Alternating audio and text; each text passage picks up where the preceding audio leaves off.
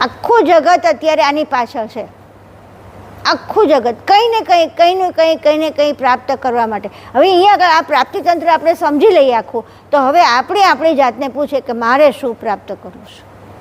કર્તાની જાણની પાછળ ઊંડા ઉતરીએ અને કર્તા આપણને શું કરાવવા માગે છે, શું કરવા માગે છે, એમ કરતાં કરતાં જાણ સાથે એક થઈ એટલે કર્તા સાથે એક થવું. જાણ સાથે એક થવું એટલે કોની સાથે? પરમ ગુરુ સાથે એકમેક થઈ જાય તો જ આપણને જાણ મળે.